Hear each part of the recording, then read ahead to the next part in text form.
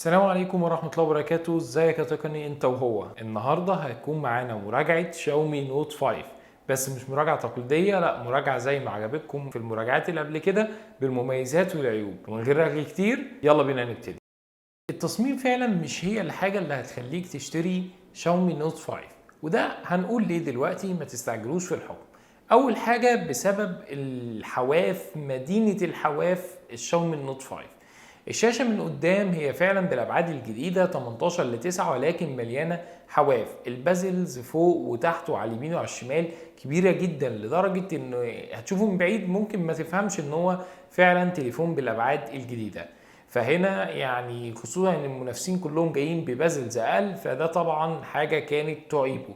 اما بقى لو جيت بصيت على التصميم من ورا، فهتلاقي الكاميرا بارزه بروز غير طبيعي. انا حاولت ابينها لكم في التصوير ان هي فعلا كاميرا بارزه بروز غير عادي، البروز بتاعها كبير جدا، وهي تتعرض للخدش وللكسر بكل سهوله، فلازم ان انت تحط عليها طبقه حمايه، لان في دلوقتي طبقات حمايه طلعت للعدسات، فلازم ان انت تستخدمها مباشره من اول ما تطلع الجهاز من العلبه. وللاسف وكمان زي ما انتم شايفين ان التليفون اصلا وقع مني وقعه، الجزء البلاستيكي اللي تحت اتكسر لدرجه ان الشاشه 2.5 دي خرجت بعيده عنه. بقى الجراب دايما بتحس ان في حاجه بارزه بعيده شويه عن التليفون، فدي طبعا حاجه كانت سيئه جدا. ومش معنى الكلام بتاعنا ان كده الجهاز مش حلو، لا هو الجهاز كويس، بس خامات تصنيعه مش الافضل زي ما شاومي كانت بتقول. هو خامات تصنيعه كويسه ولكن مش الافضل. وانصحك نصيحه ان انت تجيب له جراب محترم يكون غير اللي معاه في العلبه، وتركب له سكرينه سواء على الشاشه او على الكاميرا عشان تقدر ان انت تحافظ عليهم. الشاشة فعلا هنا كانت من أفضل الإيجابيات اللي أنا شفتها في التليفون ده. الشاشة فعلا هنا بجد عجبتني، ودي ترجع لسببين.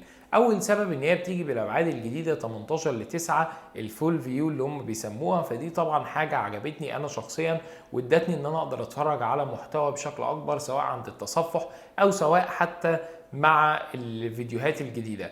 ولكن هنا هتحس ببعض النقص شويه، ان انت وانت بتتفرج على الفيديو اكتر حاجه مضيقه عليك واكتر حاجه مرخمه فعلا التجربه ومش مخليه التجربه تبقى 100% هي الحواف اللي من فوق ومن تحت.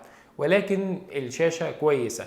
طيب تاني سبب كانت الوان الشاشه دي، وان هي مصنوعه من تقنيه الاي بي اس. وانتم طبعا عارفين انا اكتر حاجه بفضلها بعد الامولود او السوبر امولود هي تقنيه الاي بي اس في التليفونات المتوسطه. وفعلا الشاشه هنا فيها تفوق ملحوظ جدا، وخاصه تحت اشعه الشمس على كل المنافسين. يعني حتى درجه التشبع الالوان في الشاشه دي هي كويسه جدا، هي مش زي طبعا الامولود او السوبر امولود، لكن درجه تشبع اللون هنا كانت كويسه جدا، وتقريبا في نفس مستوى المنافسين، ولكن هي بتتفوق عليهم في سطوع الشاشه. انا تجربتي فعلا مع الجهاز ده السنه دي كانت حلوه ووحشه في نفس الوقت. ليه؟ شاومي قررت ان هي تحط معالج 636 من سناب دراجون مع نسختين، 32 جيجا مع 3 جيجا رامات، و64 جيجا مع 4 جيجا رامات. الجهاز فعلا اداؤه كويس جدا، انا استخدمت النسختين والنسختين ما قابلتش فيهم اي مشاكل، ومش هتحس اصلا بحجم الرام الكبير، لكن حجم الذاكره هتحس بيه لو انت من النوع اللي هو دايما بيحتاج استورج يكون عنده كبيره، ودايما بيحتاج مساحه تخزين تكون كبيره. لكن في حته الرامات انا شخصيا ما حسيتش ان ده 3 او ده 4، وخصوصا ده بيحصل في اغلبيه تليفونات شاومي، لان طبعا الواجهه بتاعتها بتكون الى حد ما كويسه وتقدر تظبطها.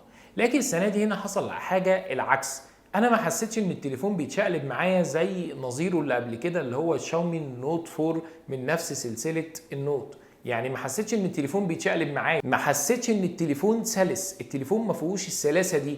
ولكن السبب ده انا برجحه ان هو سبب سوفت وير مش هارد وير، خصوصا ان معالج 636 اللي بيجي بدقه تصنيع 14 نانومتر هو طبعا معالج كويس ومحترم في السوق، ولكن للاسف يعني في عدم تظبيط ما بين السوفت وير وما بين المعالج الجديد. انا حاسس ان 625 كان بيتعامل بشكل سمارت اكتر، وكمان كان بيتعامل بشكل افضل مع واجهه شاومي عن ال 636.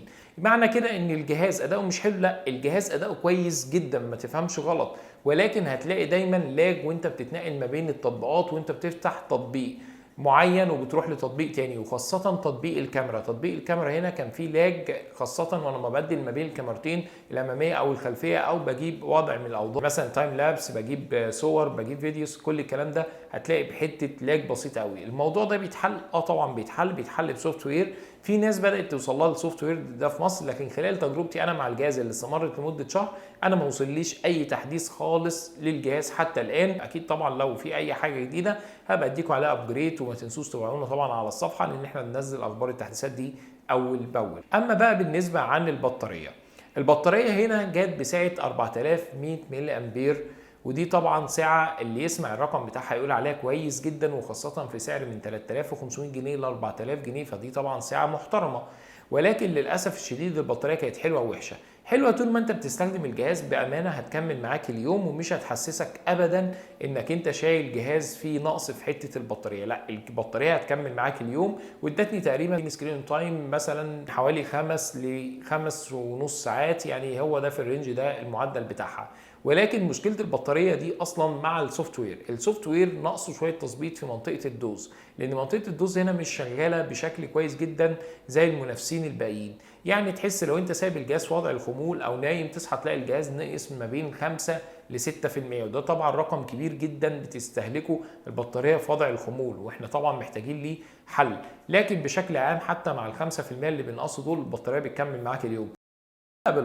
البصمة طبعا كانت حاجة مميزة جدا في الجهاز ده، فعلا البصمة اتغيرت عن النوت 4 تماما، والبصمة حسيتها ان هي بقت اسرع، حتى اسرع من بصمة المي اي 1 دي الجيل الجديد من شاومي، وتقريبا على نفس كفاءة الريدمي 5 والريدمي 5 بلس اللي شاومي اطلقتهم اخيرا في السوق المصري قبل شاومي النوت 5.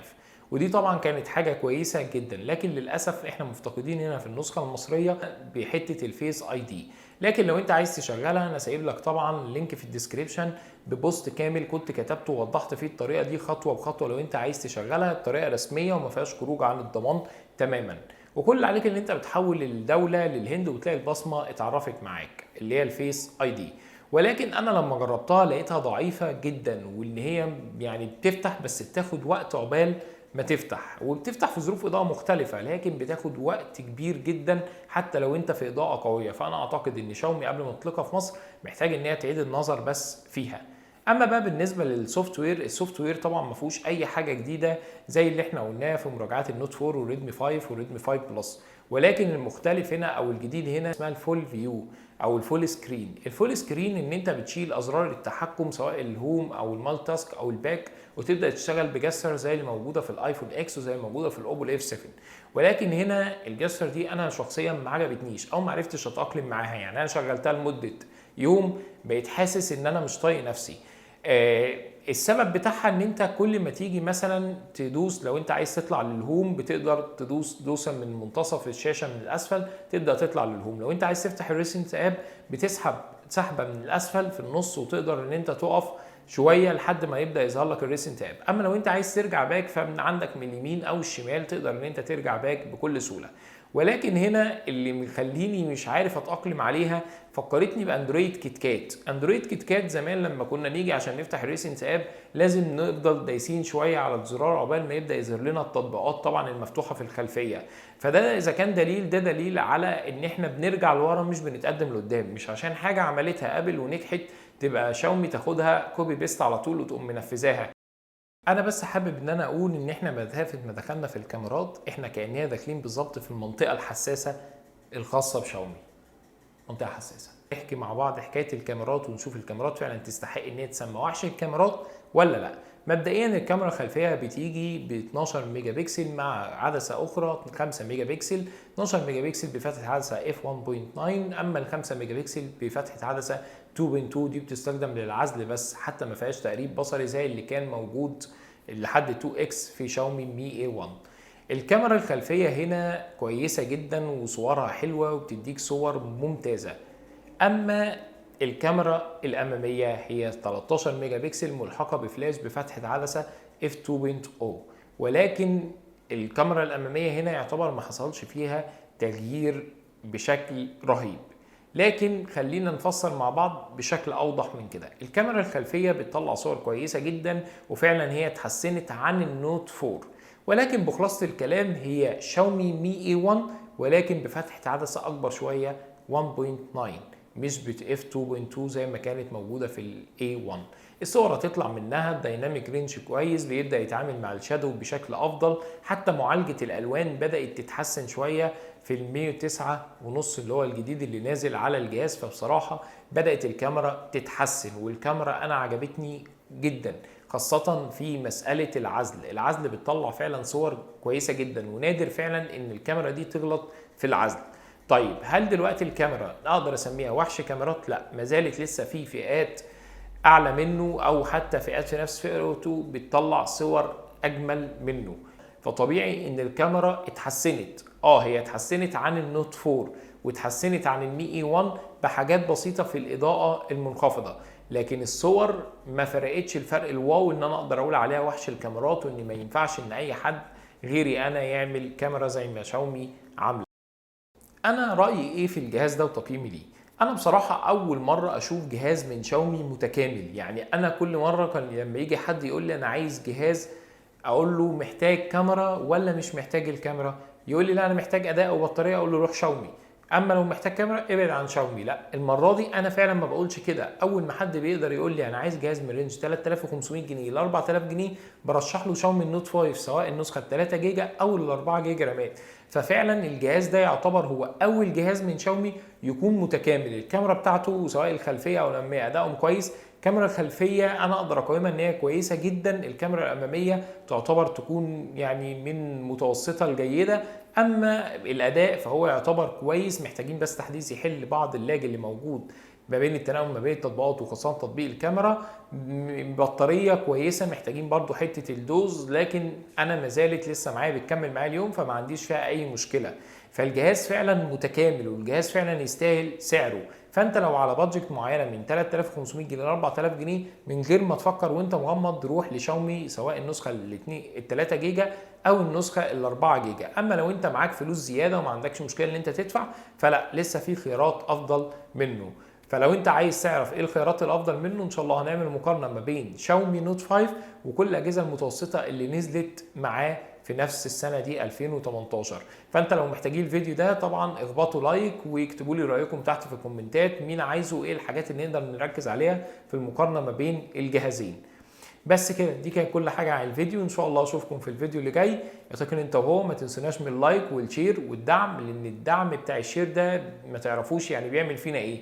طبعا احنا عمرنا ما هنستمر طول ما الدعم قليل او الشير قليل، لا، بدعمكم انتوا هنفضل نستمر على طول، ونحاول نطور ونحسن في المحتوى بتاعنا. فعايز رايكم برضو في الفيديو ده، وما تنسوناش من اللايك والشير. ان شاء الله اشوفكم الفيديو اللي جاي. دمتم في رعايه الله. سلام عليكم.